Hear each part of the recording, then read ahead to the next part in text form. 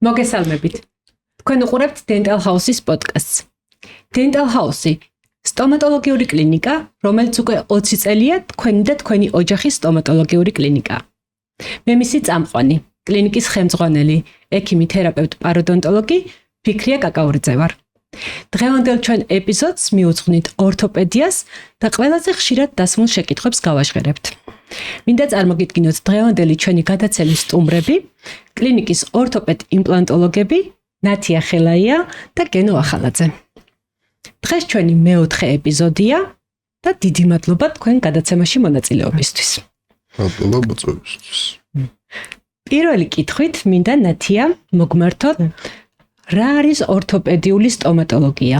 შეიძლება რომ განვიხილოთ როგორც anti-age სტომატოლოგიად, როგორც ვიცით, ორთოპედიული პაციენტები ძირითადად 40-დან ზემოთ ასაკის მქონე პაციენტები არიან და რა ჩივილებით მოგმართავენ, რა სურთ პაციენტებს Dental House-ისგან რომ მიიღოთ. თუ შეიძლება რომ ამაზე ვისაუბროთ. მადლობა შეკითხვისთვის. უფროსი ასაკის პაციენტები მოგმართავენ მეორადი ადენტით, როცა უკვე შეცვლილი არის სახის სიმეტრია, ქვედა მესამედი შემცირებულია, ტუჩის კუთხეები დაბლა ეშვება და იქნება დაღლილი გამომეტყველება. ამ დროს, რა თქმა უნდა, პაციენტს აუცილებლად სჭირდება ჩვენგან მოვემსახუროთ ისე, რომ დაუბრუნდეს ძველი მისი სახე, იყოს შესანიშნავად გამოიყურებოდეს და უნდოდეს ღიმილიც და ფოტოს გადაღებაც.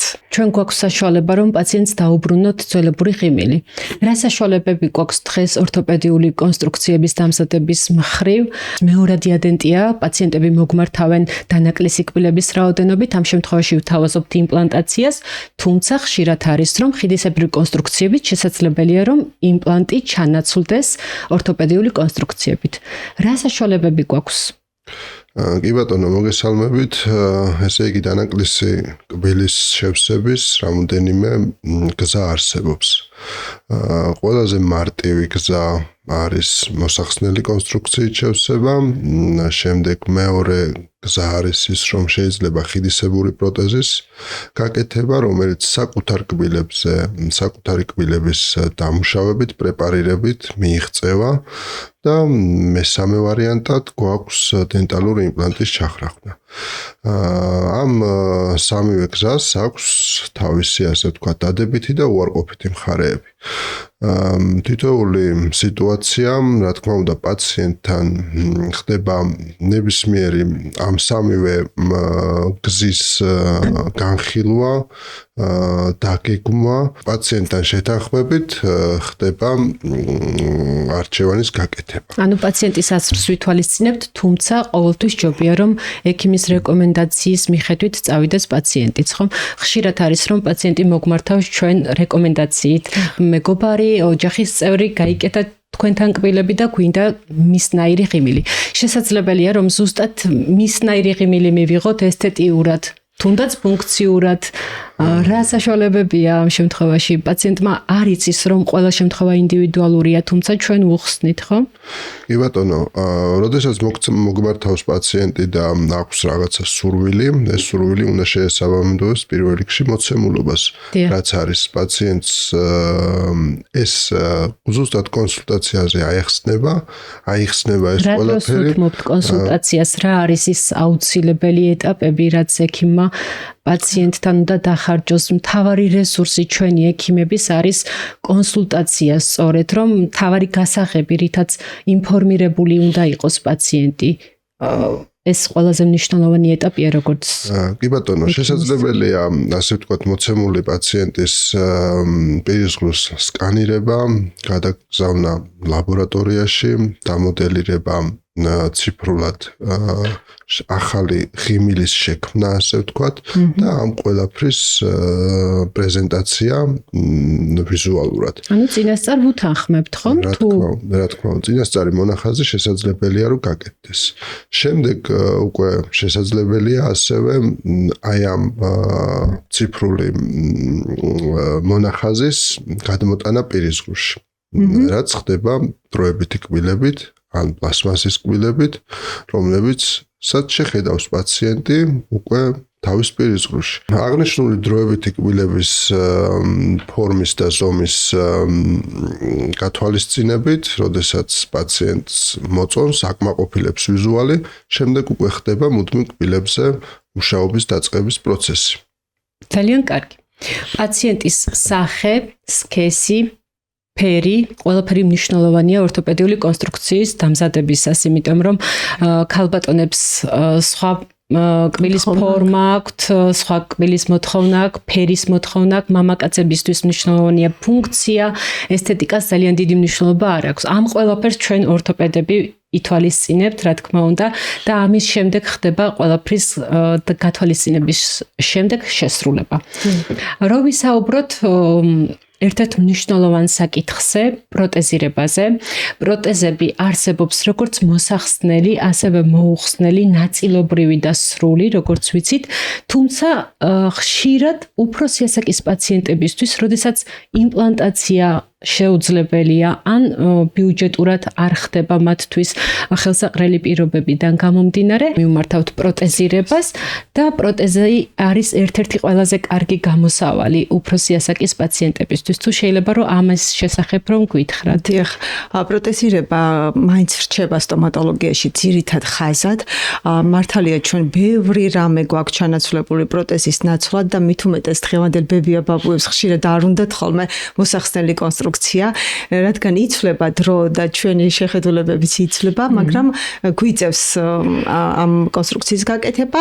ვერ ვიტყოდი სამწუხაროდ, იმიტომ რომ ამ დროსაც სახის მესამედი, ქვედა მესამედი აღდგება, ღიმილის ხაზი არის ძალიან კარგი, პაციენტს შევსებული აქვს ცხვირტუჩის ნაოჭი და ძალიან კარგ ეფექტს ვიღებთ და პაციენტებიც ძალიან კმაყოფილები არიან. ხშირად მოდიან ხოლმე თუნდაც ფოტოებით, ან თუნდაც სხვისი ფოტოთიც კი, მაგრამ ჩვენ უკვე ვიცით რა სურს პაციენტს. სურს ლამაზი ღიმილი. თუმცა პროტეზით შესაძლებელია ღეჭვის ფუნქციის აღდგენა, როგორც ვისაუბრეთ, და ასევე მისთვის კომფორტულად ღეჭვაც და საუბარიც შესაძლებელია. როგორი პროტეზები გვაქვს? რა პროტეზის არჩევა შეუძლია ჩვენ კლინიკაში პაციენტს? როგორ თავაზობთ? გერმანული, ამერიკული, ფრანგული, რას გეკითხებიან ძირითადად პაციენტები? ხშირად არის ხოლმე ასეთი შეკითხვები, რომ ჩვენ გვაქვს თუ არა ზუსტად ვთქვათ ის გერმანული, ზოგიერთი ძალიან ისეთი მარკეტინგულ სახელს იტყვის, ჰოლივუდის ღიმილი სურს მას. ეს არის უფრო ემოციური ფაქტორები, რომელიც პაციენტისთვისაც დადებითად მუშაობს, მაგრამ ჩვენ არ ვართ ექიმი, არის სანდო ადამიანი, რომელიც ზუსტად უნდა აუხსნას პაციენტს, არსებობს თუ არა ესა თუ ის კონსტრუქცია, თუ მარტო სახელია. ხშირად ასეთ კონსტრუქციებს არაფერი საერთო არ აქვს მასალასთან.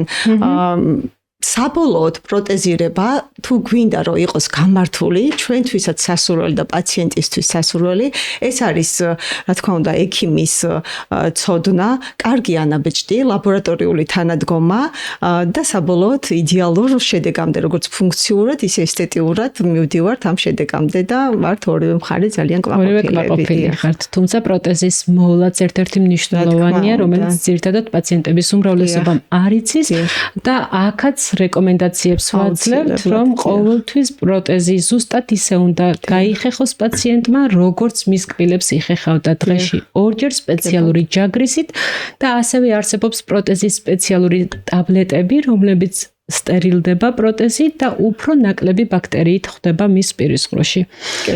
მადლობა. ეხლა მინდა შევეხო ასევე ყველაზე მნიშვნელოვან საკითხს, რომელიც არის გვირგვინები და მათი მასალები. რა მასალების გვირგვინები შეიძლება დამზადდეს dental house-ში? მეტალოკერამიკა ჯობია, ცირკონოკერამიკა ჯობია.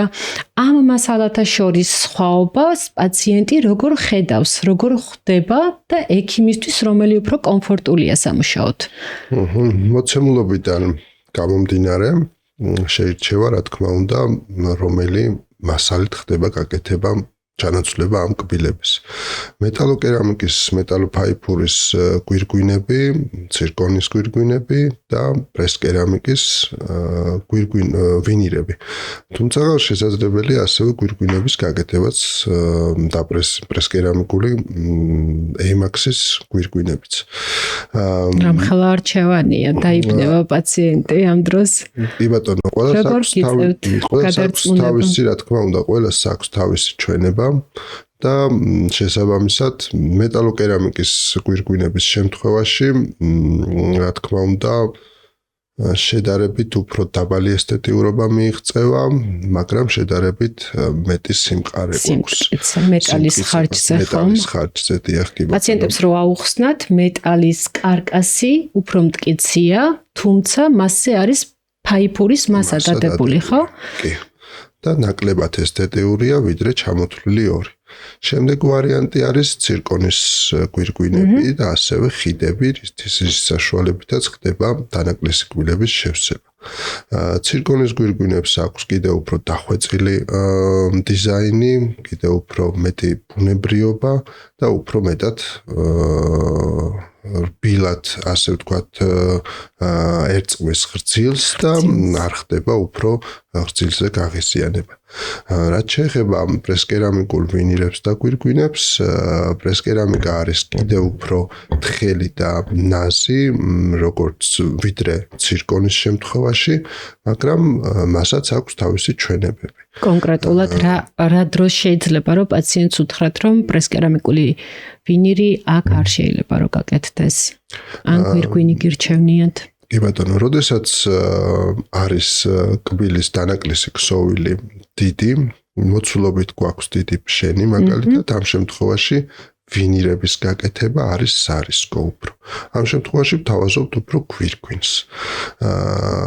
ვინირის პრესკერამიკის უპირატესობა მაგალითად ცირკონთან შედარებით არის ის, რომ არის ყველაზე უფრო თხელი, 0.5 მმ-ის და ეს გვაძლევს იმის საშუალებას, რომ არ მოხდეს კბილების პრეპარირება დიდი მასშტაბით და შევინარჩუნოთ საღი კბილი, დამუშავდეს მხოლოდ მინანქრის გარკვეული ნაწილი და შენარჩუნდეს კბილის მთლიანობა. პრესკერამიკული ვინირები გაკეთება ხდება ასევე ციფრულად ლაბორატორიაში, მუშავდება კბილის თხელი ფენა, რაც გვაძლევს საშუალებას, რომ მოხდეს კბილების დგომის, ფორმის, რა თქმა უნდა, ფერის, ვიზუალის შეცვლა ბევრად, ვიდრე პაციენტს ჰქონდა. კენო, რა მაინტერესებს? როდესაც პაციენტებს ეუბნებიან, რომ თუ ვინირს გაიკეთებ, არ დაგჭირდება დაპრეპარირება. ეს ხომ არ არის მართალი. მინიმალური დაპრეპარირება უნდა იცოდეს პაციენტმა, რომ ვინირს სჭირდება. ყველაზე მთავარი მოლოდინით და ხშირი კითხვით ალბათ თქვენც მოგმართავენ, ხო? დამჭირდება თუ არა პრეპარირება. კი ბატონო. პრეპარირება, რა თქმა უნდა, პრესკერამიკული ვინირის შემთხვევაში საჭიროა. ისე უბრალოდ თუ არ მოხსენი კბილს რაღაცა მასა, შედარებით გამოგდის შედარებით დიდი ზომის კბილის გაკეთება. და უარესით შეიძლება მივიღოთ, ხო? და არ იყოს ის ვიზუალი. მინიმალური რაოდენობა აუცილებლად უნდა დაპრეპარირდეს კბილის, რომ მივიღოთ უკეთესი ესთეტიკა, ვიდრე ქონდა პაციენტს. რა საშუალებები, რა შესაძლებლობები მოგცათ ციფრული სტომატოლოგიის განვითარებამ? 15 წელია უკვე ჩვენი თანამშრომელი ხარ. 15 წლის წინანდელ სამუშაოებს და დღევანდელ სამუშაოებს ალბათ ძალიან დიდი სხვაობა აქვს. მესმის ექიმის პროფესიონალიზმიც ყოველდღიურად იზრდება. ექიმი ყოველდღიურად უნდა ვითარდებოდეს. შესაბამისად მსოფლიოშიც ყველა დონე, ყველა დარგი უფრო განვითარდა ამ წლების მანძილზე, მაგრამ რომ შეადაროთ ერთი და იგივე პაციენტი 15 წლის წინ და დღეს რა საშუალებები მოგცათ ციფრული სტომატოლოგიის განვითარებამ, თუნდაც სატექნიკო ლაბორატორიებთან კოლაბორაციაში, რა სხვაობები შეიძლება დაინახოს ექიმმა და შესაბამისად პაციენტის მკურნალობის ხარისხი გაუმჯობესდეს? დაიხვეწა, რა თქმა უნდა, სტომატოლოგია, შესაბამისად არის უფრო ციფრული პროტოკოლი, აღარ ხდება და იშვიათად ხდება, რა თქმა უნდა, ანაბეჭდის აღება. ხდება უკვე ჩაანაცვლად ციფრულმა სკანირებამ. თუმცა მაინც გჭირდებათ არის შემთხვევები, ხო? შემთხვევები, როდესაც ანაბეჭდის აღება მაინც გვიწევს. რიგ შემთხვევებში შეიძლება უკეთესიც იყოს ვიდრე ციფრული ანაბეჭდი და სკანირება. ამ შემთხვევაში ხდება კბილების სკანირება, გადაგზავნა ციფრულად ლაბორატორიაში ხდება ციფრული დამუშავება, რაც ზუსტად გვაძლევს იმის საფუძველს, რომ იყოს უფრო მეტი სიზუსტე თითოეული გვირგვინის თუ ვინირის შესრულებაში და ვიზუალურად ეს ყველაფერი უფრო ლამაზად გამოდის, ვიდრე წინა რამოდენიმე წლის წინ ამას ვაკეთებდით. ანუ დიდ სხვაობას ხედავს პაციენტიც და ექიმიც. რა თქმა უნდა. თქვენი პროფესიონალიზმი ერთ-ერთი ყველაზე მნიშვნელოვანია. Dental House-ის გუნდი, თქვენ გენდობათ ჩვენი პაციენტებისთვის ძალიან მნიშვნელოვანი დასაყრდენი სფერო ხართ და ჩვენთვის ძალიან სიამაყეა, როდესაც პაციენტი მოგმართავს, გვეუბნება ესეთი ღიმილი მინდა გენოექიმი შექმნილი და ჩვენი ორთოპედები შექმნილი, ძალიან მნიშვნელოვანია, რომ პაციენტს მოლოდინი გაუმართლოთ. თუმცა ხშირად არის, რომ როგორც უკვე აღნიშნეთ, მოლოდინი შეიძლება სუსხვა კონდეს, მაგრამ მისი მკურნალობის სწორი დაგეგმარებიდან მივიღოთ სუსხვა მოლოდინი, რაც ქონდა პაციენტს, მასზე უკეთესი. ეს ყველაფერი ხდება ჩვენი მულტიდისციპლინური მიდგომით, რამოდენიმე ექიმის თანამშრომლობით. აქ თქვენ შემთხვევაში ორივე ხართ იმპლანტოლოგ ორთოპედები, თუმცა როდესაც საქმეში გვჭირდება იმპლანტოლოგის ჩართულობა, იმპლანტოლოგმა უნდა გაითვალისწინოს ორთოპედის აზრი და ეს ყველაფერი ხდება ერთად სიმბიოზად. მნიშვნელოვანია, როდესაც პაციენტს არ სურს პროტეზის დამზადება, არ აქვს საშუალება რომ გაიკეთოს იმპლანტი, აქ კიდე განვიხილავთ ორთოპედიულ სხვა საშუალებებს. თუმცა შეიძლება არ განვიხილოთ მერილენდის ხიდი როგორც ორთოპედიულ საშუალებად, ის ერთ-ერთ დამხმარე საშუალებად განიხილება სტომატოლოგიაში. შეიძლება რომ ვისაუბროთ მერილენდზე როგორც კარგ ალტერნატივად ღიმილის რაღაც პატარა ფრაგმენტის შესავსებად. დიახ. შეგვიძლია ვისაუბროთ, რადგან როგორც ყველა კონსტრუქციას მერილენდის ხიდსაც აქვს თავისი პლუსი, თავისი მინუსი. თუ რა არის მისი პლუსი, ეს არის სწრაფი მუშაობა, ექიმის მიმართ და სწრაფად აქვს პაციენტს ის ერთეული ადენტის შემთხვევაში ეს ერთი კბილი, მხოლოდ მეზობელ კბილებთან არის ფრთებით დაკავშირებული და ვიზუალურად ძალიან კარგად გამოიყურება. თუმცა არის აქ ერთი მინუსი, ის რომ ის ვერ იქნება როგორც ვთქვათ ისეთი ძლიერი როგორც ხიდისებური კონსტრუქცია ან იმპლანტი. მაგრამ პაციენტი კმაყოფილია კბილის არსებობით. ეს იმ შემთხვევაში შეიძლება გამოვიყენოთ, როდესაც უკვე იმპლანტაცია ვესტიბულურ ნაწილში ჩატარებული ან დროებით არის, პაციენტი ვერ ახერხებს ამ კონსტრუქციების დამზადებას. ძალიან კარგი საშუალება შეიძლება იყოს, ბევრი პაციენტი შეიძლება არ იცნობდეს ამ საკითხს და ვურჩიოთ, ხომ, მერილენდის დამზადება. იმპლანტაციის შემთხვევაში იდეალური გამოსავალია დროებითი, თუ ვერ ხერხდება აღნიშნული იმპლანტის არის სიტუაცია, როდესაც იმპლანტაციის შემდგომ გჭირდება რაღაცა პერიოდი, მოცდის პერიოდი და შემდეგ გეთდება გვირგვინი იმპლანტზე. ამ შემთხვევაში ყველაზე კარგი და კომფორტული გამოსავალი პაციენტისთვის არის ზუსტად ეს მერილენდის ხიდი, რომელიც ის რამოდენიმე თვე მცირე მოფრთხილების რა თქმა უნდა შედეგად პაციენტი იქნება ძალიან კმაყოფილი. და როდესაც არის სიტუაცია, როდესაც იმპლანტაციის შემდგომ პირდაპირ ერთ დღეშივე მიდის პაციენტი კბილით, ესეთი სიტუაციებიც არსებობს, უბრალოდ უნდა იყოს მოცემულობა ამის. იმპლანტაციას რომ კიდევ შევეხოთ, მნიშვნელოვანია პაციენტებს ქონდეთ ინფორმაცია, რომ იმპლანტი არის მხოლოდ ძვალში მოთავსებული ხელოვნური ტიტანის ფესვი და პაციენტები მოიაზრებენ როგორც გვირგვინად. იმპლანტის ჩასმის შემდეგ რა ეტაპების გავლა უწევს პაციენტს კიდევ ერთხელ რომ შევახსენოთ ჩვენ პაციენტებს. იმპლანტაციას რაც შეეხება, რა თქმა უნდა, ჭირდება პირველ რიგში უფრო მეტი ყურადღება იმპლანტაციის შემდგომ. ეს არ არის საკუთარი კბილი. ეს არ არის საკუთარი კბილი და უფრო მეტი შანსია, რომ თუ პრობლემა დაიწყო, ის პრობლემა დამთავრდეს, ასე ვთქვათ, ცუდად. სანამ იმპლანტაციას გაიკეთებს პაციენტი, უნდა იცოდეს, რომ მას ჭირდება უფრო მეტი მოვლა, ვიდრე საკუთარ კბილს. ამ შემთხვევაში, როდესაც პაციენტი თანახმაა ამ ყველაფერზე, მერე იგეგმება იმპლანტაცია და იმპლანტზე იგეგმება კონსტრუქცია. განსაკუთრებით მნიშვნელოვანია, რომ იმპლანტაციის შემდგომ კონსტრუქცია იყოს გამართული, გათვლილი. წინასწარ გათვლილი. ორივე ხა ჩემს დანათიას შემთხვევაშიც, რა თქმა უნდა, უყურებთ როგორც ქირურგის თვალით, ასევე ორთოპედის თვალით. ეგ ყველაზე მეტად მომწონს, რომ ორივე ხართ იმპლანტოლოგ ორთოპედები. ანუ თქვენ საქმეს თქვენ თვითონ ასრულებთ, ხო? კი ბატონო, ამ შემთხვევაში არის უფრო ნაკლები რისკი იმის, რომ რაღაც ვერ გათვალო, რაღაცა არ გამოვიდეს ისე, როგორც დაგეგმე. თუმცა, ესეთი სიტუაციებიც ხდება ხოლმე, მაგრამ იშვიათად ძალიან. რა არის ის მნიშვნელოვანი, რაც უნდა გაითვალისწინოს პაციენტმა 4 თვის გასვლის შემდეგ? ინტეგრირდა იმპლანტი და შემდეგ რა უნდა გაითვალისწინოს, გარდა იმისა, რომ მას უკვე იმპლანტი აქვს და უკვე მოგმართა მუდმივი კონსტრუქციის დასამზადებლად. პაციენტს, როდესაც უკვე იმპლანტაცია გაკეთებული აქვს და აქვს რაღაცა პერიოდი გასული, როდესაც უკვე გეგმავთ ჩვენ ინდივიდუალურად ალბათ ვადები, ხო? რა თქმა უნდა, ინდივიდუალურია. გეგმავთ უკვე ზევიდან, ანუ იმპლანტზე კბილის მიმაგრებას. ამ შემთხვევაში არის რამოდენიმე ვარიანტი აქაც, თუ რომელი კბილის გვირგვინს შევთავაზებთ. საღეჭ კბილებში შესაძლებელია როგორც ცირკონის, ასევე მეტალოკერამიკის გვირგვინების გაკეთება, ფრონტალურ მიდამოში, ანუ წინა კბილების მიდამოში, რა თქმა უნდა, გაცილებით უპირატესობა ენიჭება ცირკონის კბილს.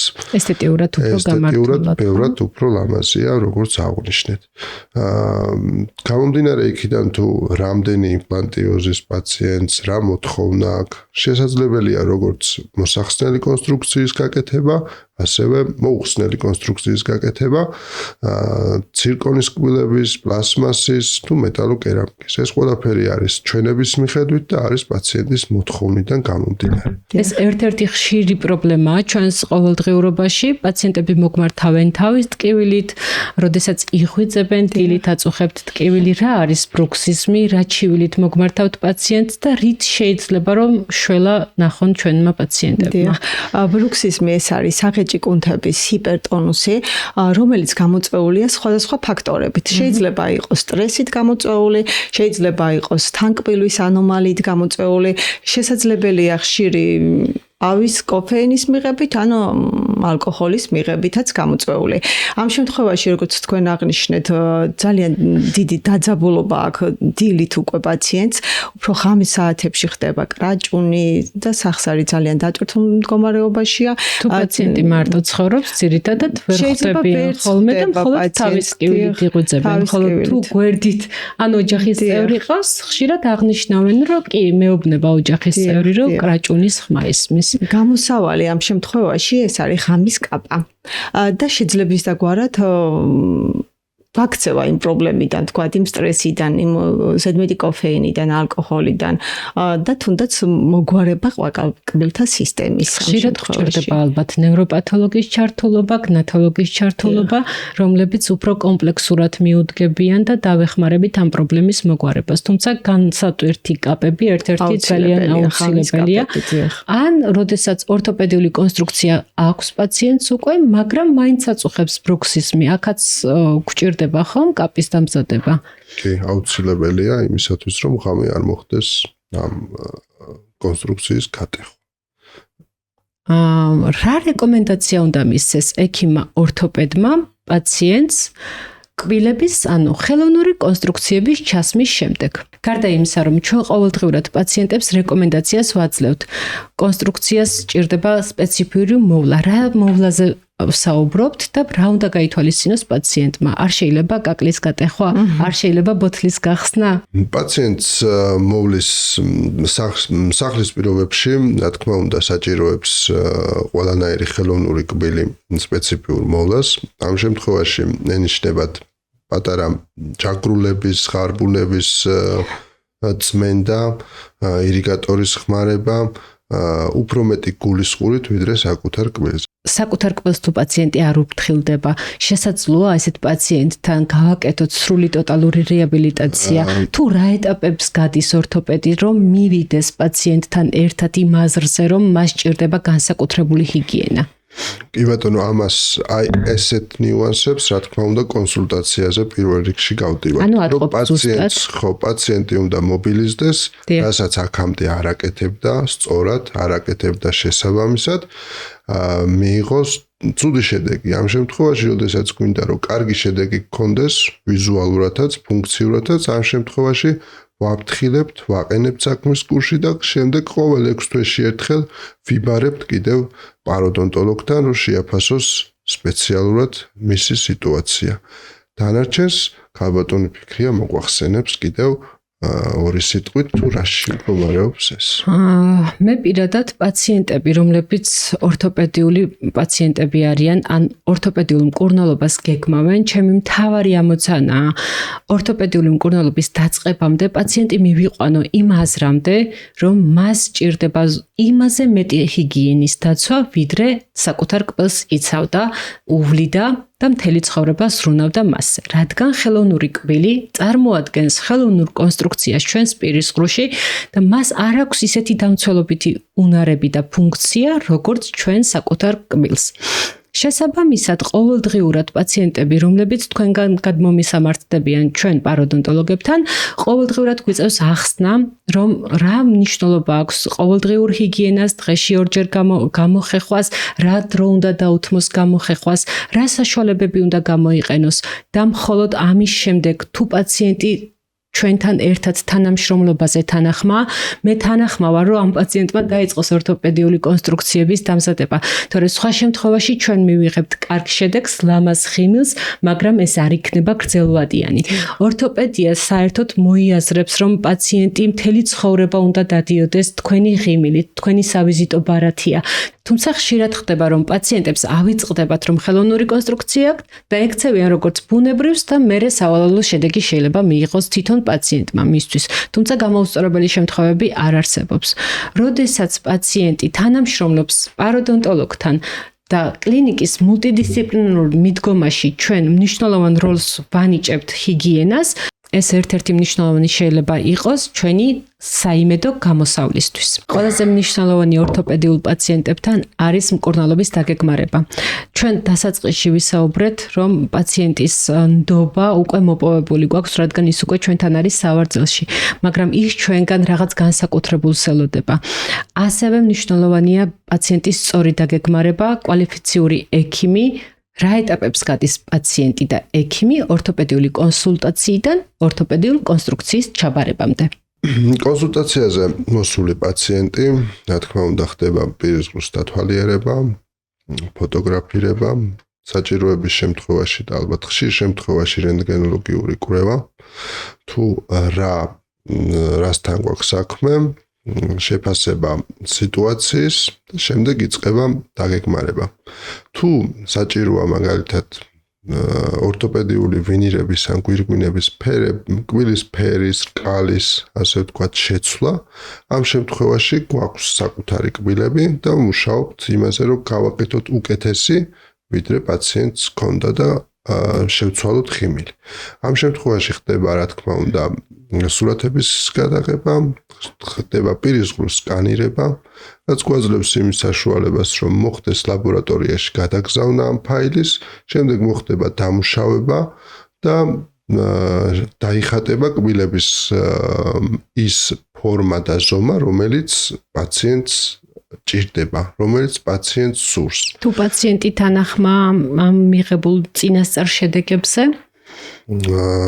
შემდეგ უკვე ხო რა თქმა უნდა გაეცნობა ეს ყველაფერი პაციენტს, ვაჩვენებთ როგორ ხდება, რა ხდება და რანაირი გამოდის და მისი ახალი ღიმილი. ამ შემთხვევაში გადავდივართ მეორე ეტაპზე, რომელიც გულისხმობს კბილების პრეპარირებას.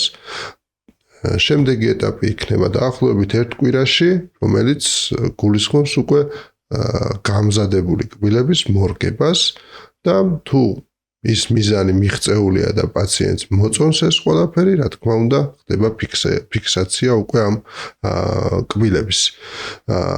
წინააღმდეგ შემთხვევაში ხდება კორექტირება და რა თქმა უნდა, სასურველი მიზანამდე მისვლა და მიღწევა იმის, რაც პაციენტს ჰქონდა მოლოდინი. ჩვენი კლინიკის პროტოკოლის მიხედვით, აუცილებელი პროცედურა ეს არის კომპლექსური წმენდა. პაროდონტოლოგთან, რადგან ეს არის ის პირველი ეტაპი, რომელიც უნდა გაიაროს პაციენტს. კიდევ უფრო მეტად პირველ ეტაპის და წინა პლანზე დგას კომპლექსური წმენდა. აქ მნიშვნელოვანია ხშირად პაციენტები მივიყვანოთ ხრცილის გაჯანსაღებამდე, როგორც მივხვდი და როგორც არის ჩვენს კლინიკაში პროტოკოლი.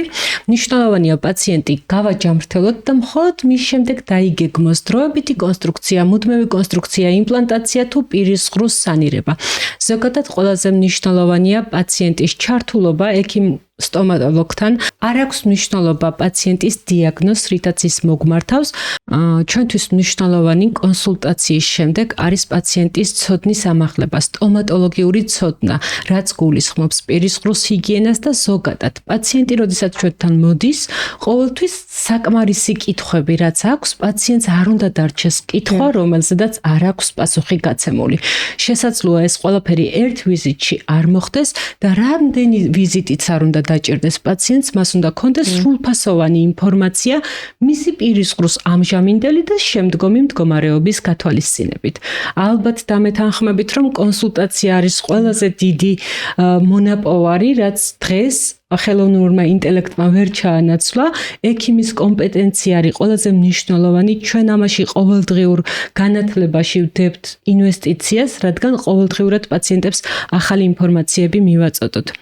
სწორედ ეს კონსულტაცია არის პირველი გასაღები, რითაც შეიძლება პაციენტმა მოიპოვოს ჩვენი ნდობა, როდესაც პაციენტი მოგმართავს სრული უკბილობის შემთხვევაში, ანუ მეორადი ადენტიის დროს ძალიან კარგი საშუალება არის 4 ან 6 კბილზე, იმპლანტზე კონსტრუქციის დამზადება. როგორ ვუწოდებთ მას და რა საშუალება არის ეს, რომ აუხსნათ ჩვენს პაციენტებს? ესე იგი, როდესაც პაციენტის არ აქვს არც ერთი კბილი, ნებისმიერ ყბაზე, ზედა იქნება თუ ქვედა ყბაზე. ამ შემთხვევაში დგება გეგმა, არის ორი ვარიანტი, ძირითადად 4 იმპლანტზე გადანაწილებული 12 კბილი და თქვათ 6 იმპლანტზე გადანაწილებული 12 კბილი. ამ შემთხვევაში უპირატესობა რა თქმა უნდა 6 იმპლანტზე გადანაწილებას ენიჭება, თუმცა 4 იმპლანტზე გაკეთებული კონსტრუქცია არის შედარებით უფრო ბიუჯეტური, მაგრამ სწორად გადანაწილების შემთხვევაში, იმპლანტების სწორი გადანაწილების შემთხვევაში აღნიშნული კონსტრუქციაც მუშაობს. ამისათვის საჭიროა ზუსტად შეფასდეს ძვალი აღნიშნულ მიდამოებში, დიახ, ზუსტად რომ იყოს გათვლილი ეს 4 იმპლანტი რისთვის კეთდება, რა დატვირთვას უნდა გაუძლოს. თორემ არის შესაძლებლობა 4 იმპლანტზე გაკეთდეს როგორც მოსახსნელი, ასევე მოუხსნელი კბილები. მოსახსნელი კბილების შემთხვევაში 4 იმპლანტზე კეთდება ეს ბალკისებური მოსახსნელი პროტეზი, ძელისებრი კონსტრუქცია, რომელსაც აქვს უპირატესობები, რა თქმა უნდა, რომ არის მსუბუქი, არის ესთეტიურადაც ძალიან კარგია, მოხსნადი რომ არის, ამაშიც გარკვეული დადებითი მხარეა, იმიტომ რომ ადვილად ხდება იმპლანტების არის წმენდა, მაგრამ მოხსნადი კონსტრუქციის შემთხვევაში პაციენტს ზოგს არ აქვს ამის სურვილი. არა, მოსახსნელი არ გამაგონო, ამ შემთხვევაში რას თავაზობთ? შესაძლებლობა არ აქვს რომ მოიხსნას, ანუ ასაკიც რა თქმა უნდა ვიღაცა ურჩევნია იყოს მოუხსნელი. 4 იმპლანტზე ასევე შესაძლებელია მოუხსნელად გაკეთდეს კბილები, ესენი იქნება მეტალოკერამიკის ხიდი ან ცირკონის ხიდი. მეტალოკერამიკა მძიმე არ იქნება იმპლანტისთვის ამ შემთხვევაში? შედარებით რა თქმა უნდა სიმძიმე აქვს მეტალოკერამიკას და არის ალბათ რისკი იმისა, რომ რაღაცა პერიოდის შემდეგ გადაიტვირთოს. თუმცა აქაც აქვს მნიშვნელობა იმპლანტის ზომას, ღრძილის ფუნქციას, რომ იყოს ჯანმრთელი და ამ შემთხვევაში წლები, რა თქმა უნდა, პაციენტს ემსახურება.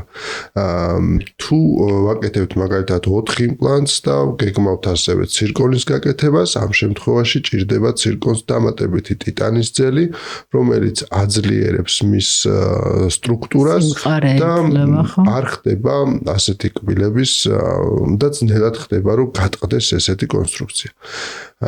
ეს რაც შეეხება 4 იმპლანტზე გაკეთებულ ორივე ვარიანტს, ხო? 6 იმპლანტს თუ ისვავს პაციენტი და მოხდა გადანაწილება აქაც კარგად ამ იმპლანტების და მოგცა ვიზუალურმა ამის საშუალება, ამ შემთხვევაში არის ორი ვარიანტი აქაც, არ უნდა გაკეთდეს მოუხსნელი, რომელიც იქნება დაცემენტებული ხიდი, არის მეორე ვარიანტი, რომელიც იქნება ჭანჭიკზე ეს ჩვენი ხიდი. ჭანჭიკის უპირატესობა, რა თქმა უნდა, უკეთესია. ანუ ჭანჭიკოვანს უფრო უპირატესობას ვანიჭებთ ხომ? ეხლანდელი სიტუაციიდან გამომდინარე. ალბათ სტომატოლოგების 99% ჭანჭიკოვან ფიქსაციას მოუწოდებს ყველა პაციენტს. თუმცა არის შემთხვევა, როდესაც ცემენტოვანიც გჭირდებათ თუ არის იშვიათად, მაგრამ კეთდება და უპირატესობა უბრალოდ ენიჭება ჭანჭიკოვანს. იმ უპირატესობის გათვალისწინებით, რომ გარკვეული წმენდის ელემენტარული წმენდის შედეგად ხო 6 თვეში ერთხელ თუ მოვა პაციენტი თუ ვერ მიუდგა პაროდონტოლოგი იმ ადგილს, შესაძლებელი იყოს ამ კონსტრუქციის მარტივად მოხსნა 10-15 წუთის ჭირდება სულ ამ ეტაპს, მოხდეს სრულფასოვანი წმენდა და შემდეგ დაბრუნდეს ეს კბილები პირის ღრუში. დღესდღეობით როგორი გვირგვინები უფრო ხშირად მზადდება ჩვენს კლინიკაში, მეტალოკერამიკის თუ ცირკონოკერამიკის გვირგვინები და როდესაც პაციენტის სრული ნდობა გვაქვს გამოცხადებული, როგორ ვუხსნით პაციენტს, რომელია მისთვის საუკეთესო არჩევანი?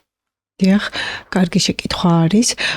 ესე იგი, დღესდღეობით მაინც ცირკონოკერამიკის გვირგვინები არის უფრო მეტად პროცენტულად ჩვენს კლინიკაში, მაგრამ რა თქმა უნდა, ვაკეთებთ მეტალოკერამიკის გვირგვინებსაც.